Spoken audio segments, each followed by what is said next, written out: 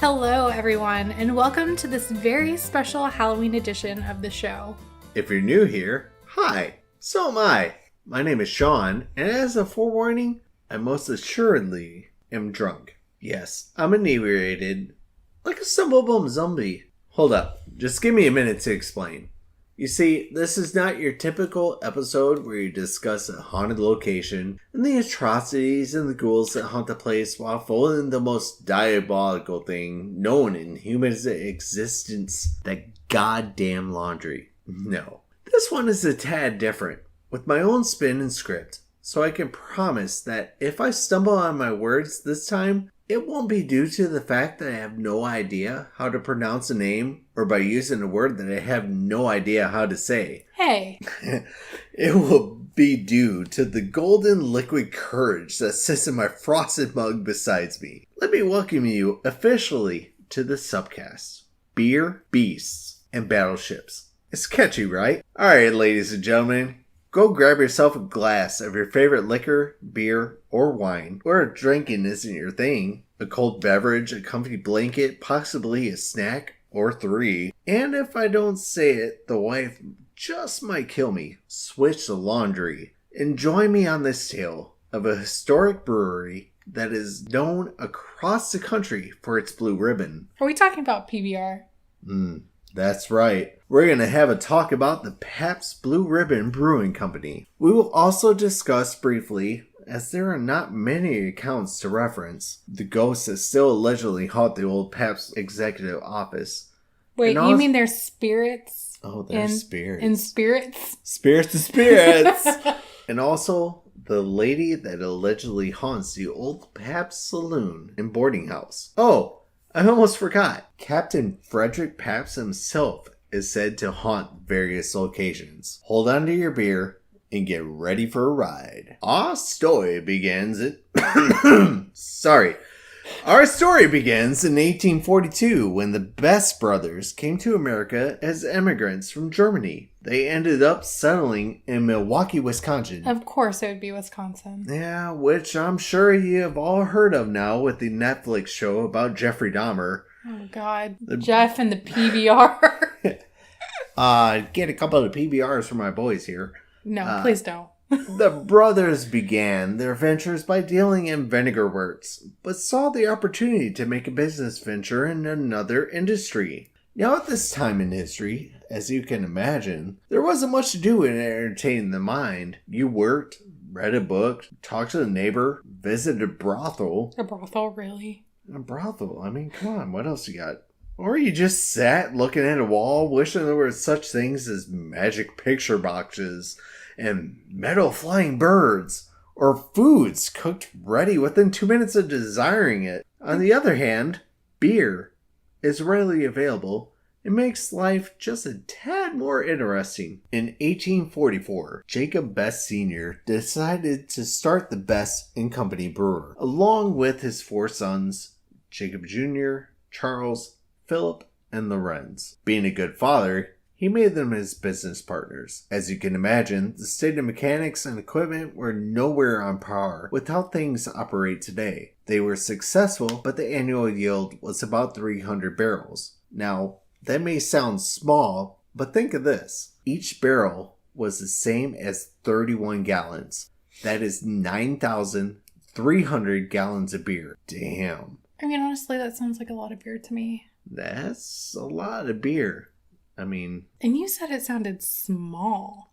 Well, 6 years after the start of the Best & Company, Charles and Lorenz Best decided to spread their wings and fly, leaving the family business and opening their own brewery, the Plank Road Brewery. The Plank Road Brewery was eventually bought out by Frederick Miller. Wait, is this like Miller as in like Miller Lite? Oh, sounds intriguing. Anyways, Jacob Best Sr. retired in 1853, and with Philip being the sole proprietor, decided to change the name of the company, renaming it the Philip Best Brewing Company. Why so many name changes? Oh my god. It's the 1800s. Everybody's trying to get their piece. Anyways, now, Philip had a daughter named Maria, who eventually fell in love and got married in 1862. That man, Captain Frederick Pabst. Finally. Hey. 2 years later, in 1864, Pabst bought half of the shares in the brewing company for $21,057.05. Now, remind you, this is the 1800s. With today's dollar inflation value, that would come out to $496,104.98. Gotta get that 98 cents in there, huh?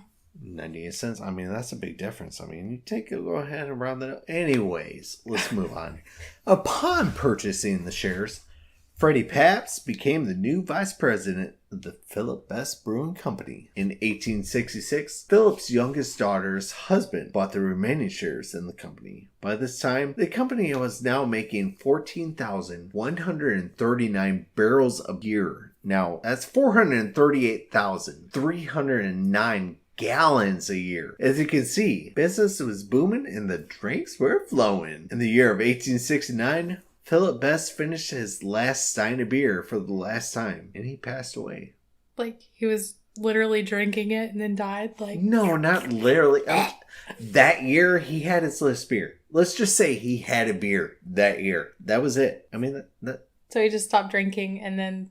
Yes, that's died. Exactly it. He stopped drinking beer and he passed away. He was like, oh shit, my life force is gone. The elixir life is gone. That's shitty. No, that's how okay, let's just move on here.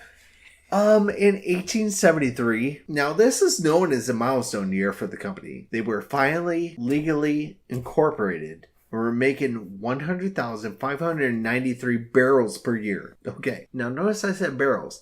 Now that is 3,118,383 gallons of beer. That's a lot of happy folks. That is a lot of happy folks. Now, Pabst and Emil, which is the husband of Maria, were smart businessmen and also understood the need for mechanical innovations, adding artificial ice machines in 1880 and incandescent lighting in 1882. The Best Brewing Company was also the first to open their doors for tours to the public. Not really sure if they gave free samples in, and if they did, probably no one there would remember the tour. Well, in 1888, the business partner Emil died while on vacation in Germany. In 1889, Freddie Boy Pabst changed the name to the Pabst Brewing Company.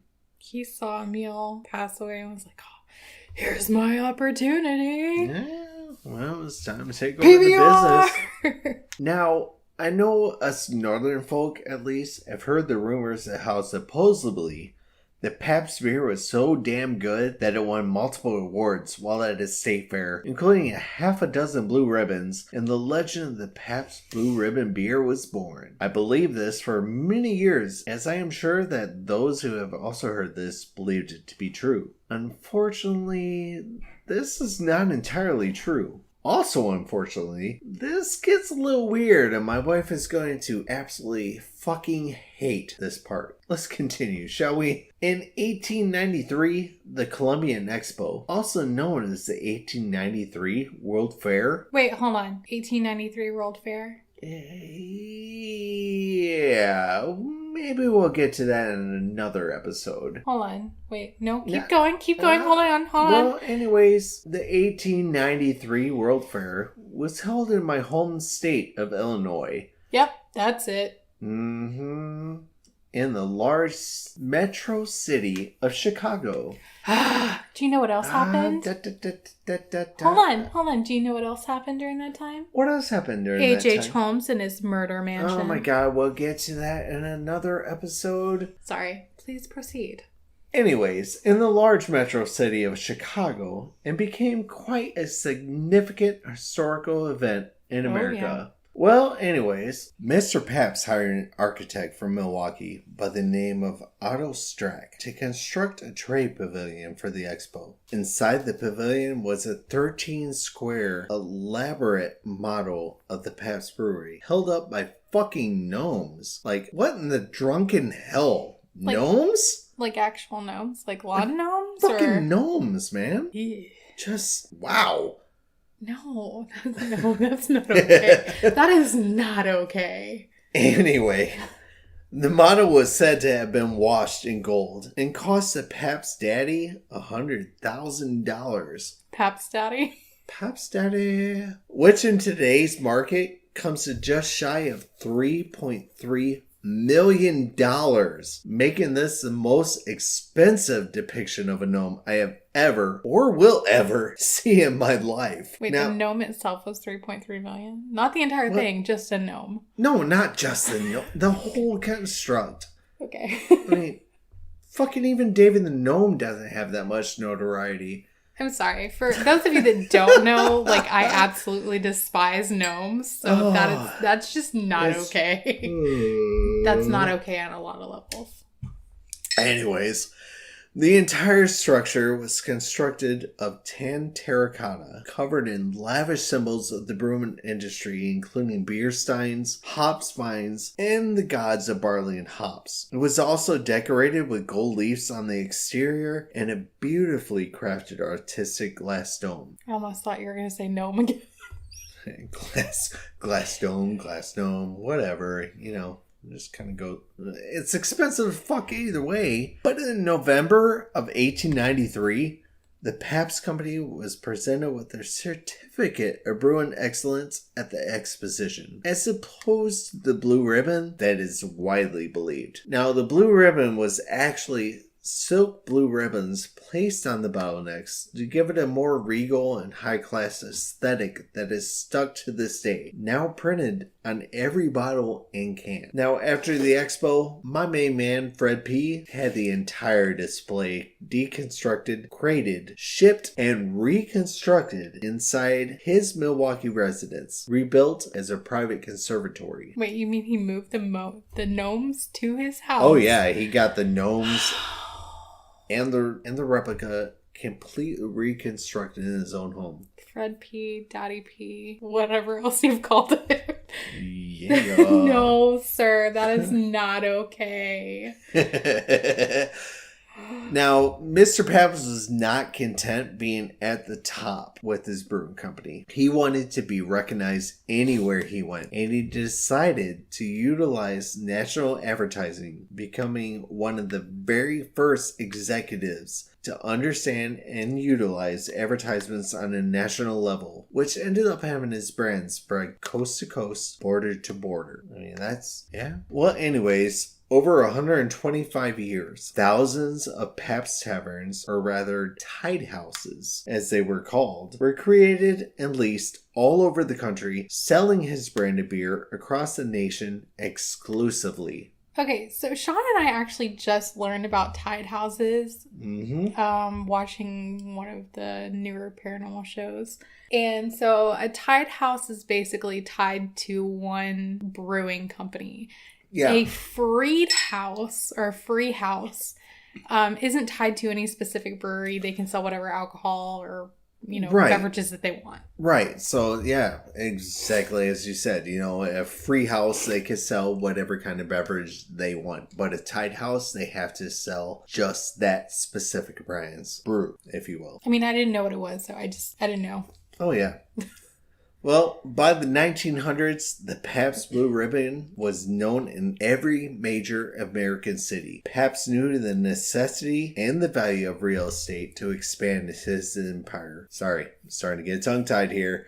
Well, anyways, Mr. Fred Six-Pack Pabst passed away at noon on New Year's Day, 1904. I'm sorry, your name's for Mr. Pabst. Come on. I mean, you can only say names so many times without having to change it up. But anyways. No, you're fine. Can we show him a little respect here? I'm sorry. I mean, his funeral was supposed to be a private affair at his home, but the cows. I don't know what the cows are, but the crowds.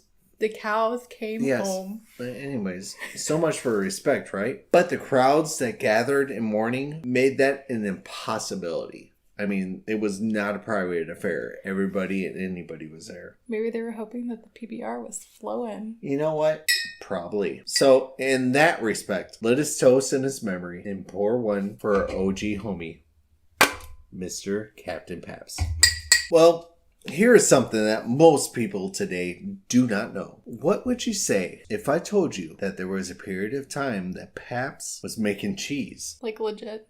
I mean, they're from Wisconsin. Everybody makes cheese in Wisconsin. I mean, it's kind of rare, but I mean, it's a true story. How do you go from making beer to cheese? I mean, was it at least beer cheese? Well, let me tell you back in my days. Oh, dear Lord.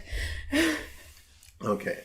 A little bit before my days. Well, back in the year 1920, America enacted the Prohibition, which for those who don't know, meant that alcohol was illegal. So, most breweries thought this was going to be a short-lived thing and kind of decided that it was best to just sit and wait. So they halted production for what they thought would be a short bit of time, maybe up to about 2 years tops. Now at this time, there were close to about 1,300 breweries across the U.S. that were currently active. Unfortunately, only a few dozen recognized this was not going to be a short-term ban and looked to other options to stay in business. While the government still allowed the production of beer with less than 5% alcohol, this was obviously only a placebo for the real thing because, I mean, come on.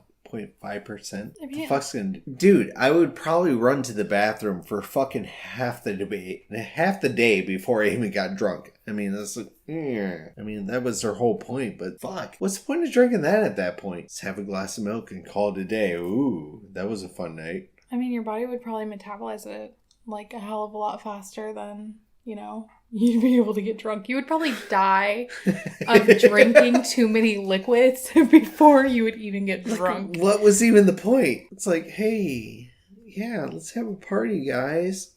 In 2 days, we'll be drunk. Anyways, so, yeah. 0.5% alcohol was legal at that time. Nothing more than that. So, breweries began to change their tactics for other products just to survive this. Now, Anheuser-Busch experimented with carbonated coffee. It's fucking true. That sounds gross. And even tea, which they called Bush tea. That sounds like something that comes out of Australia. That sounds fucking awful. Well, they also dabbled in other various grocery items such as baby formula and frozen eggs. By the way, I mean no disrespect to Australia about their bush tea. Well, other companies such as Pittsburgh Brewery, Stroh's, Yangling, and a few others decided to get into the ice cream business, utilizing their equipment and freezers that were readily available, which I find kind of ironic because we just recently saw that Yangling was re-releasing ice cream. I mean, it's like throwback. Yeah, I mean, like, I wonder if they saw this coming, like the whole alcoholic ice cream business or whatever. I mean, well, like, why are they not capitalizing on that right now? That's what I want to know. As they have said for centuries, history repeats itself. So, I mean, yeah. If you say so. Well, Coors decided to use the clay deposits near their facility to make ceramics during this time. Okay. I mean, okay. It's like, yo, have you tried Coors beer? Have you tried Coors ceramics? Anyways, before Prohibition, Pabst had already had their feet in the dairy business, as they had bought farmland to raise horses to transport their barrels for delivery. Wait, didn't Anheuser-Busch, don't they have... Yeah, they have the horses too, right? Yeah, for Budweiser. I mean, it's on every Super Bowl commercial, but, I mean, yeah, Pabst had their own. I mean, I'm surprised there wasn't like a lawsuit there. Yeah, if I don't remember correctly, it was like some kind of weird Irish bread that they had for their horses to deliver their alcohol. But anyways, so they had these horses on their farms to deliver the barrels, but as automobiles were now on the rise and making transportation more convenient, they shifted the use of their farms to raise dairy cows. So just before 1920, the Pabst Company saw the opportunity to utilize their cows in ice cellars to produce cheese and other dairy products. Okay. So the cheese product, as I'm not sure if it would be considered real cheese, was called Pabst. Oh yeah, let's put that fancy twist on Pabst. Pabst. This is not Pabst. This is Pabst. That does not sound delicious. I'm sorry. So this was sold as either a brick or as a spread. It had options of cheddar, Swiss, and even pimento. So they promoted this product as quote-unquote digestible and praised its supposed purity. They even released a cookbook utilizing the Pabst cheese product named Recipes the Modern Pabst way, showing how easy it was to use the cheese product for modern meals and baking. I wonder if this is... Hold on. I wonder if this is where the cheese fudge came from. Oh my god. This is not a proper recipe. You must use the Pabst. What year are we in now? What? Are we near, the Great Depression? No, this is not that far along. I mean... Okay. Holy fuck. Oh my god. Whether the cookbook actually helped in their overall sales... That's another question. Now, this is something that I found quite interesting. Did you know that at this time, Kraft Cheese Company actually sued Pabst for the Pabst cheese product? Now, Kraft began making Velveeta in 1923, and Pabst began production sometime after, so they immediately smelled money and went for blood. So Kraft took notice of their sales and filed a lawsuit against Pabst, claiming that their product was a copycat. Well, Kraft won this lawsuit. That's so dumb. Now, I must also mention that there are rumors that Kraft also allowed Pabst to continue to manufacture their product, but when Kraft was actually questioned about it, they have no recollection or record of this actually being true. Of course not. Well, as soon as Prohibition ended in December of 1933, Pabst quickly shifted its focus back to brewing the golden nectar of the gods, remaining one of the top sellers to this date. I'm not gonna lie. When I was younger... Back in my day. They say younger. PBR was my beer of choice. Mind you, I'm not a big beer person, but that's the one that I would go for. Yeah. Being an adult, no, I'm more of a wine person now. Thanks. No, I mean, growing up as a kid, it was all about, Budweiser, which I quickly discovered is not my personal preference. And quickly move over to Miller Lite. I mean, that's still my true love. I love Miller, but PBR has always been a staple, especially where I'm from in Wisconsin. PBR is a staple beer. Yeah, no, it is not the greatest by any means. I mean, it is kind of a rough beer to take down, but once you get about 6, 7 in, it goes down like gold. So, I mean, it's definitely a historic beer. I mean, it has its footprint in American history. It really does. My question is, does it pair with cheese? Surprisingly, yes it does. Dude, let me tell you about this time that we went ahead and ordered PBR. We were drinking it all night, and we ordered a pizza. There's this local pizza place where I grew up from, and we ordered a pizza with Italian beef on it with au jus. And oh my god, that triple pairing was phenomenal. So, back to your PBR story. Anyways, now the history of the PBR is revealed. I mean, I'm hoping that you have learned something about one of America's most famous beer brands. So, as I promised, we will look, if even briefly, into the supernatural side of Pabst. Oh, spirits and more spirits? Spirits and more spirits. Spirits and spirits. Hey, demons, it's your boy. Oh, God. Oh, shit. Well, supposedly in the original Pabst executive office, there's a spirit that roams the halls. Oh. That's it. Wait, that's it? That's yeah, spirit that roams the halls. Oh, seriously, that's terrifying. I really don't have any more than that on this one. I mean, it's just a spirit that roams halls of the executive office. Anyways, I told you, this isn't your typical episode. Also, I'm a little bit drunk. This isn't the History or Discovery Channel after all. Well, moving on. It is said that Captain Pabst himself haunts various locations of the Pabst Brewing Company. Company? Pabst Brewing Company! Well, supposedly haunts the Pabst Mansion, the Pabst Theater, the original Pabst Brewery complex. People reporting see his silhouette or visage roaming the halls as he would have back when he was operating the company. There are not many details as far as eyewitness accounts, but more or less rumors. Now, perhaps they tossed one or too many beers back and couldn't see straight, or they were very well could be a spirit roaming in the halls of these buildings, looking to make sure the company survives for another 100 years. We'll never really know. You're going to be haunted by Mr. Pabst tonight. Yeah, I'm haunted by Pabst right now. Well, there is also mention of a ghost or spirit seen at one of the Tide houses. This apparition is often referred to as Lady of the Pub. Now, this Tide house was obviously used to sell Pabst beer exclusively during its day, but as Prohibition began, it shifted to being a soda shop, although some state that it was only a cover for a speakeasy. Which speakeasies back in the day were more or less quote-unquote cover bars, if you will. They didn't say they were like actually selling alcohol and liquor and shit like that, but they were, under the table if you knew somebody who knew. You knew the secret handshake, the secret knock, but they were also making bathtub gin that was like killing people. Exactly. So. Bathtub gin. Let's go, bro.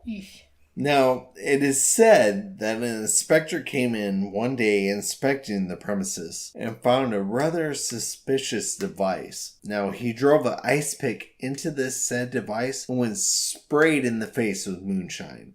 It was a still. Yeah. That's my first assumption. It was totally a still. That would probably be my guess too. Well, you Northerners don't know much about that. No, we don't talk about that now. The proprietor of the soda shop was immediately arrested.